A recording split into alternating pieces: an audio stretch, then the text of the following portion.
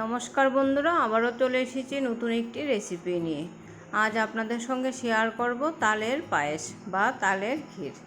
ভিডিওটি শেষ পর্যন্ত দেখুন, আশা করি আপনাদের ভালো লাগবে।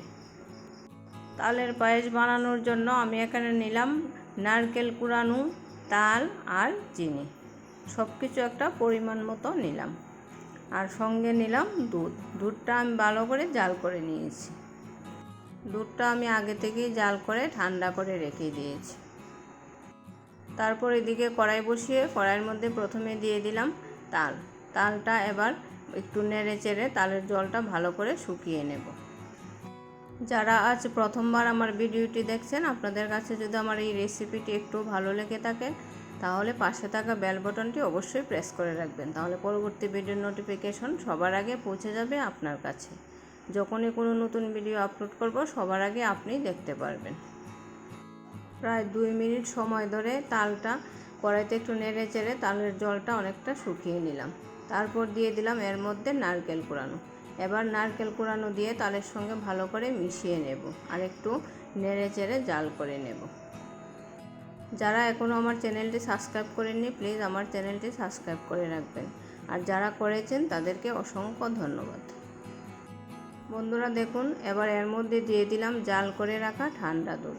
গরম দুধ দিলে অনেক সময় দুধটা ফেটে যেতে পারে, তাই আমি দুধটা আগে থেকে জাল করে ঠান্ডা করে রেখে দিয়েছি। এবার ভালো করে মিশিয়ে নেব, মিশিয়ে 5 মিনিট জাল করে নেব। ভিডিওটিতে সবাই একটি লাইক দিয়ে কন্টিনিউ করবেন প্লিজ।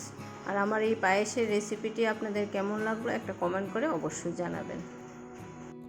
আপনারা যদি তালের পায়েস এভাবে না খেয়ে থাকেন তাহলে আমার আজকের এই ভিডিওটি দেখলে খুব সহজেই ঘরে তৈরি করে খেতে পারবেন। এই পায়েসের রেসিপিটা কিন্তু দারুণ স্বাদের আর খুব সহজেই তৈরি করা যায়। আর যারা পেজ থেকে আমার ভিডিওটি দেখছেন, আপনাদের কাছে যদি আমার রেসিপিটি একটু ভালো লেগে থাকে তাহলে বন্ধুদের মধ্যে বেশি বেশি করে শেয়ার করে দেবেন, আর আমার পেজটা ফলো করে রাখবেন এবং পাশে থাকবেন। ধন্যবাদ।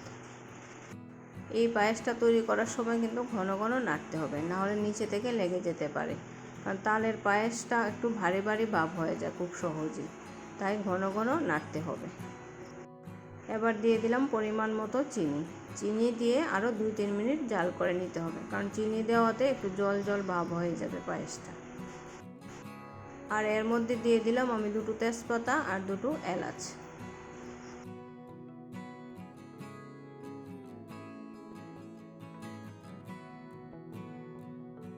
দেখুন বন্ধুরা, আরও 2-3 মিনিট জাল করার পরে আমার পায়েসটা তৈরি হয়ে গেছে। এবার গ্যাসটা অফ করে দেব। এর থেকে ভারী আর করব না, কারণ ঠান্ডা হয়ে গেলে কিন্তু পায়েসটা অনেকটা ঘন হয়ে যাবে।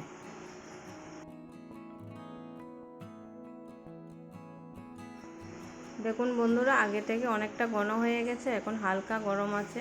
আরও যখন ঠান্ডা হয়ে যাবে তখন কিন্তু আরও ভারী ভাব চলে আসবে।